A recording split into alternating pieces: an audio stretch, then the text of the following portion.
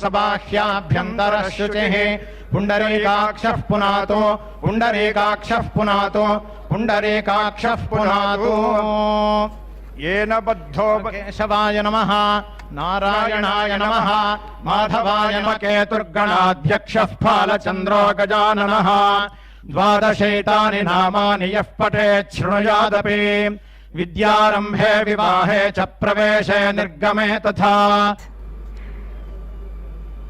माननीय प्रधानमंत्री जी द्वारा नए संसद भवन की स्मृति पट्टिका का अनावरण, जिस पर अंकित है 10 दिसंबर 2020। दुनिया का सबसे बड़ा लोकतंत्र,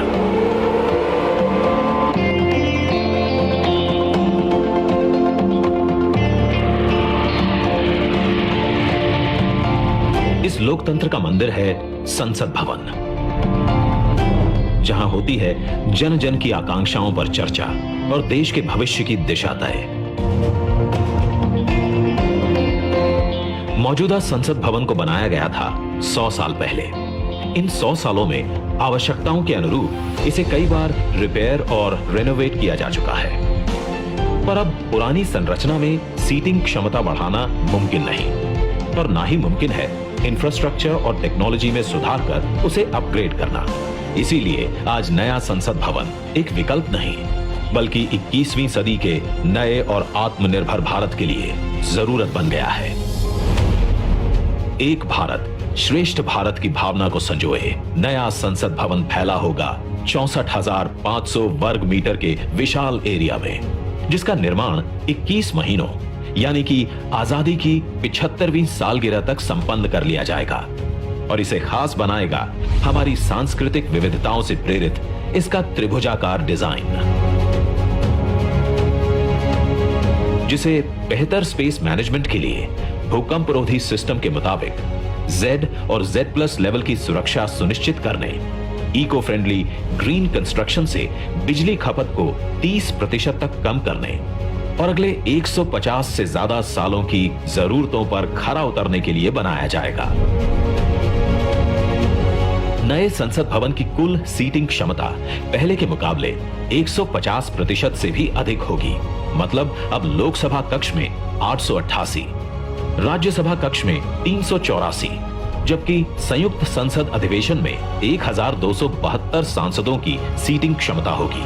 साथ ही डिजिटल इंटरफेस और आधुनिक सुविधाओं से युक्त होंगे सांसद कार्यालय, और लोकसभा और राज्यसभा हॉल होंगे हाई क्वालिटी ऑडियो वीडियो और हर एक डेस्क इलेक्ट्रॉनिक गैजेट से लैस। इसके अलावा यहाँ पर होगा भारत की भव्य विरासत को दर्शाता संविधान हॉल, पुस्तकालय, समिति कक्ष और भोजन क्षेत्र।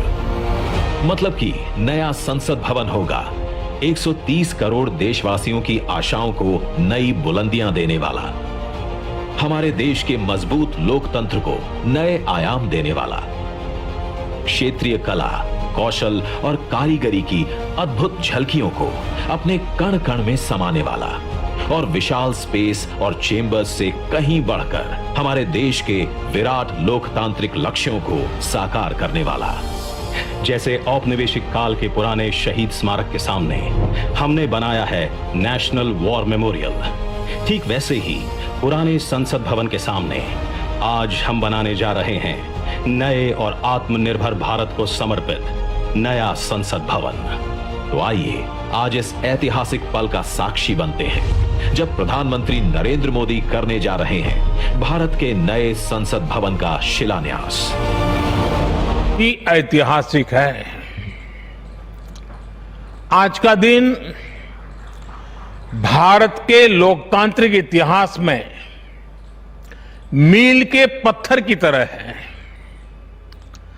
भारतीयों द्वारा भारतीयता के विचार से ओतप्रोत भारत के संसद भवन के निर्माण का शुभारंभ हमारी लोकतांत्रिक परंपराओं के सबसे अहम पड़ाव में से एक है। हम भारत के लोग मिलकर अपनी संसद के इस नए भवन को बनाएंगे, और साथियों, इससे सुंदर क्या होगा, इससे पवित्र क्या होगा जब भारत अपनी आजादी के 75 वर्ष का पर्व मनाए तो उस पर्व की साक्षात प्रेरणा हमारी संसद की नई इमारत बने। आज 130 करोड़ से ज्यादा भारतीयों के लिए बड़े सौभाग्य का दिन है, गर्व का दिन है, जब हम इस ऐतिहासिक पल के साक्षी बन रहे हैं। साथियों, नए संसद भवन का निर्माण नूतन और पुरातन के सह अस्तित्व का उदाहरण है। ये समय और जरूरतों के अनुरूप खुद में परिवर्तन लाने का प्रयास है। मैं अपने जीवन में वो क्षण कभी नहीं भूल सकता जब 2014 में पहली बार एक सांसद के तौर पर मुझे संसद भवन में आने का अवसर मिला था। तब लोकतंत्र के इस मंदिर में कदम रखने से पहले मैंने सिर झुकाकर, माथा टेक कर लोकतंत्र के इस मंदिर को नमन किया था। हमारे वर्तमान संसद भवन ने आजादी के आंदोलन और फिर स्वतंत्र भारत को गढ़ने में अपनी अहम भूमिका निभाई है। आजाद भारत की पहली सरकार का गठन भी यही हुआ और पहली संसद भी यहीं बैठी। इसी संसद भवन में हमारे संविधान की रचना हुई, हमारे लोकतंत्र की पुनर्स्थापना हुई। बाबा साहब आंबेडकर और अन्य वरिष्ठों ने सेंट्रल हॉल में गहन मंथन के बाद हमें अपना संविधान दिया। संसद की मौजूदा इमारत स्वतंत्र भारत के हर उतार चढ़ाव, हमारी हर चुनौतियां, हमारे समाधान, हमारी आशाओं आकांक्षाओं, हमारी सफलता का प्रतीक रही है। इस भवन में बना प्रत्येक कानून, इन कानूनों के निर्माण के दौरान संसद भवन में कही गहरी, अनेक गहरी बातें, ये सब हमारे लोकतंत्र की धरोहर है।